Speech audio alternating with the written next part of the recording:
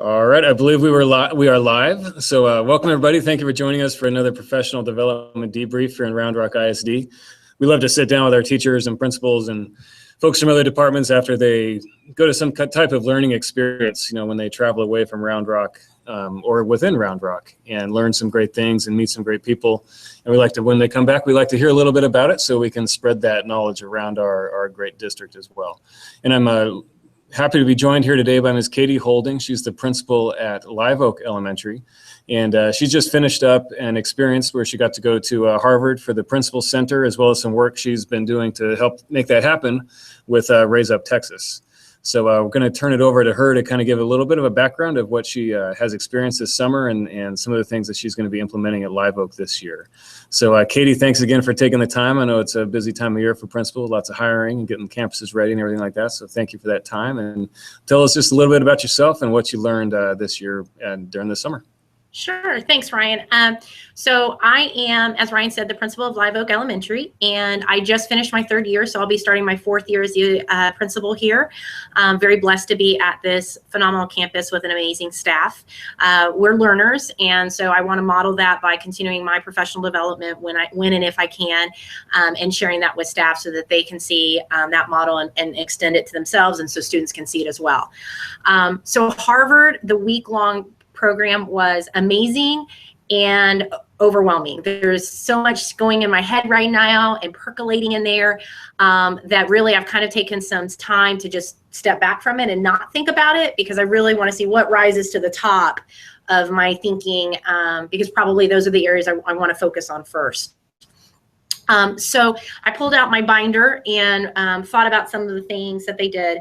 And one of the things that has really stuck with me is actually one of the quotes that I got from Dr. Ferguson, who is a professor at Harvard. And he talked about, what do we want students to experience every day? And he said, not just about grades. He's talking about when they need help. How are we going to do that? With student interactions, how do we want them to interact? With teacher interactions, and then take that and work backwards, like that backwards design. So what does that mean we have to do? I think that's a pretty powerful statement. How do we want students every day to feel leaving Live Oak or leaving any campus? And so one of the things that I'm thinking of doing and working with my staff on is actually asking for volunteers that want to learn more about this. There's so much on the plate of our teachers that I don't want to necessarily overwhelm people who maybe are doing other things and other professional development. I want to give them that chance to grow there. But people who are interested in learning more about a research-based teaching and things like that, having them come twice a month, and let's talk about the strategies that we've learned that shows the most amount of growth for students. And let's start implementing these.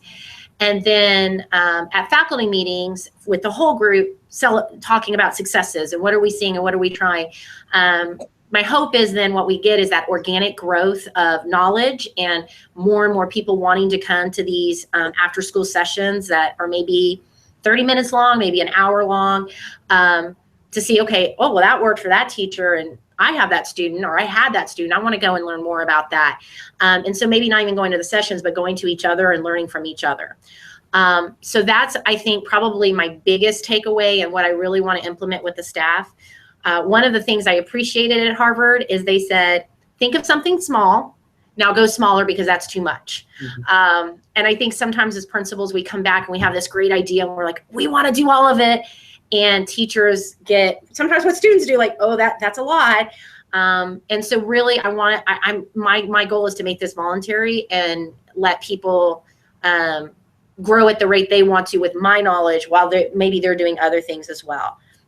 The second point that I want to bring up is that the family engagement piece.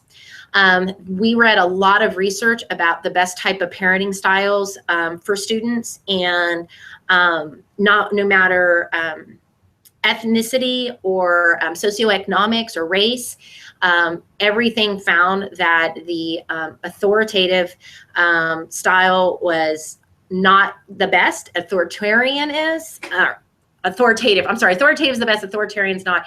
And they talked about how they're strict, but they're also those types of parents who explain themselves. Like, it's not just this is what I said, and that's because I'm the parent. It really was parents who said, let's talk about this. Why would I do that?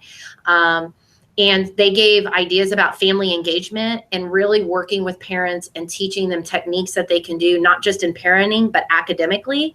For example, they had us list all of the family engagement things we do on our campuses. And everybody was like, I mean, we could list and list and list. And then he said, okay, now stop. I want you to circle the ones that are academic. Well, that list got a little bit smaller when we said, okay, academic engagement. And then he said, now I want you to star the ones that a parent can leave and immediately implement something at home to improve their child's learning. Wow. Like one, maybe two things. So that was really an aha for me to think about when we have these fun and I think very critical events of building that school community. Is there a small piece we can add on that also allows those parents that are looking for what can I do at home in math? What can I do to when I read to my child? What can I do with my babies that aren't even in elementary school yet?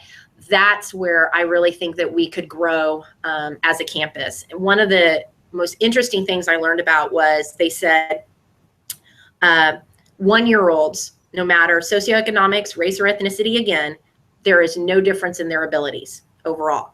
By age 2, the gap is there. Wow. And I'm at elementary and I'm sitting here going, so then we get our kindergartners, maybe pre-Kers if we're lucky, but really our kindergartners, and it's like, okay, they're on an even playing field, let's go. No, I've got some that are maybe 3 years of a gap for me.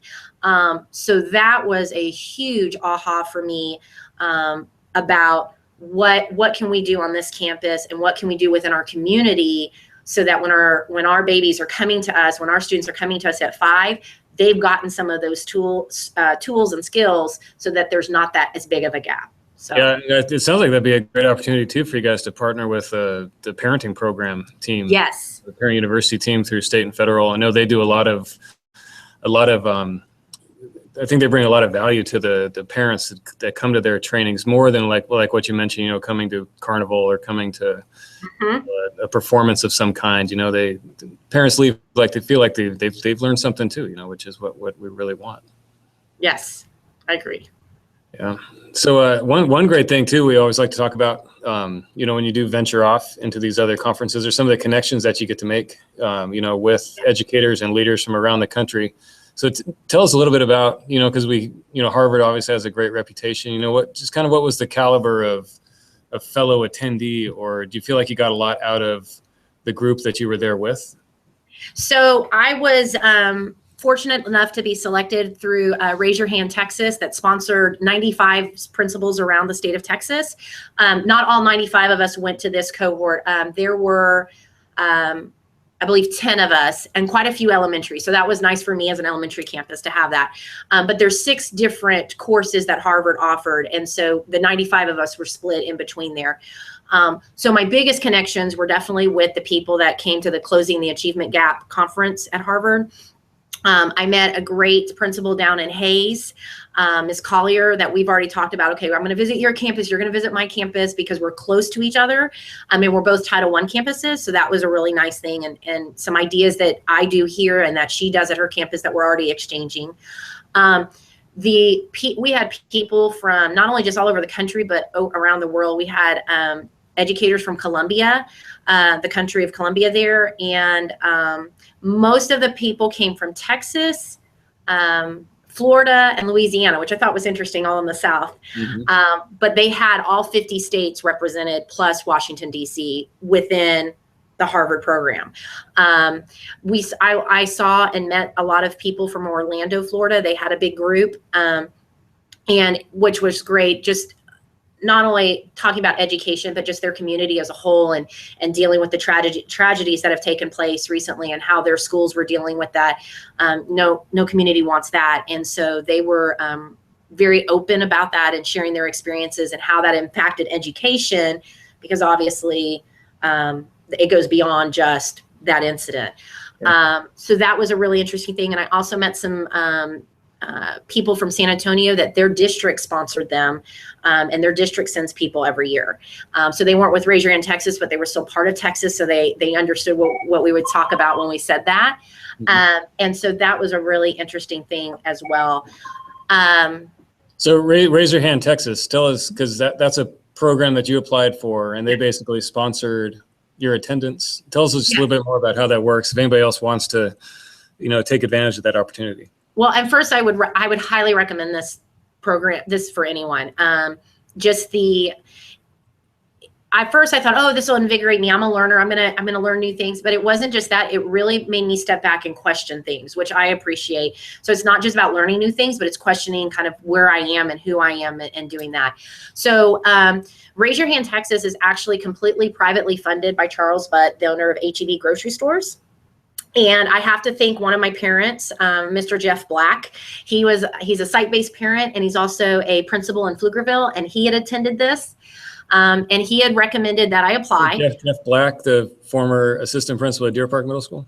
Probably so. I'm not sure. I just know him at Pflugerville. So yes. We know a lot. We know Jeff. I used to work with Jeff, and a lot of other people in Round Rock did too. So yes. So he's been great. So you start off and you write 2 1,000-word essays. And it came in about January, February, which isn't ideal time for us as principals to go and sit and write 1,000-word essays. And so I thought, oh, Jeff, thanks. Okay, whatever. And then he sent another email. He said, really, you need to apply. And so I started out as an obligation to a parent who said, I think this would be great for you. So you had to write one essay for general that everyone did, which was about something you did on your campus this year that impacted the campus and what you did, why you did it, and the following changes that have happened. And then you picked out of the 6 sessions, the one you wanted to attend, and then there was a specific essay on that one. And mine was about is at-risk and economically disadvantaged the same thing, and what do you feel about those terms? So after you submit those, it takes about a month or so, and then you find out if you're selected for the next round. And then that's a 500-word critical thinking piece where they give you a scenario on the computer and you have 1 hour to complete it. And you have 500 words. And so it's not necessarily the time frame that's hard, it's the getting it into 500 words. You think that's a lot until you start wanting to give all the scenarios. So you submit that online, and then that takes about 3 weeks. And then if you're selected for the next round, you go in for group and personal interviews. And so that was where we worked as a group, and people walked around and kind of monitored what we were saying, and they would ask us questions. They asked about blended learning. They asked about how we feel about high stakes testing and the STAR test, and made it very clear there's not right or wrong answers. We just kind of want to hear your thoughts on it. Where do you see yourself in 5 years was one of the questions. After that morning session, you go in individually for about a 10-minute talk with the group that's evaluating, and they just ask a couple of questions about how you think you would use this in the future and why you want to go. And after that, then I guess probably about 3 weeks after that, I found out so I started in January, February, and I found out in the middle of May that I was selected. And you don't necessarily get the institute you apply for. Like you might go, I really want this one. And they go, no, we think you're fit for this because they know the program. And so then you say if you're able to commit to that time period or not. And if you are, then they pay for everything. They paid for my flight, the Harvard registration, my hotel fees, and they also give you a daily stipend for food and other things like that. So it's a phenomenal thing. And then afterwards, what I really like about Raise Your Hand Texas is it doesn't end here. So we create a prospectus. They come and they want to visit your campus. They ask you when are times you can visit, when they can visit. They ask you to contact your state legislators and invite them to your public school to show them the great things going on in public school and why we want to fight for public school education. And then they have leadership symposiums every year, and it's a requirement the first year you're in the program that you go to it. And it's February 1st and 2nd, and it's in Austin this year. But again, they pay for your lodging and if you need it. And that's where all the alumni get together, and we get some more professional development and able to build connections throughout the state of Texas. And they offer that every year to continue that growth with them. Well, that's great. Sounds like a great opportunity, and great that you took advantage of it and heard about it and are now spreading the word to others. Is it just something that's available for principals, or how does Raise Your Hand? It's just for principals for the raise your hand part. If you want to go to Harvard and you don't necessarily need the raise your hand, then it can be assistant principals. It can actually be a team. The Orlando team I talked about, they brought their leadership team and their administration. So there were teachers there along with the principals. Well, very good. Good to know. Any final words or tips or words of advice for everybody else before we sign off? I think that the big thing I would just go away with is that I feel like we're doing the right things in Round Rock. A lot of what I heard, I was like, we do that. We do that. Oh, we do that. So I think that world-class district is definitely alive and well. And I really, if anybody would like more information and to talk one-on-one about it, please don't hesitate to call or email me. I'm happy to give them that information and give more details about the learning that went on. All right. Well, thank you, Katie. Thank you. Thanks for the time. And we'll be posting this. If you're watching live, we'll post it on the PD website and all our various social media channels. It'll be out there for everybody to see. So if you are watching and haven't signed up for any of your summer professional development classes, we're at Stony Point getting ready right now to welcome everybody next week. As you know, from July 25th to August 4th, we're going to have about 400 different sessions over those 8 days. So it's going to be an exciting time for summer learning in Round Rock. So feel free to reach out to the PD department about anything you need. And thanks everybody for joining us today. Have a good day.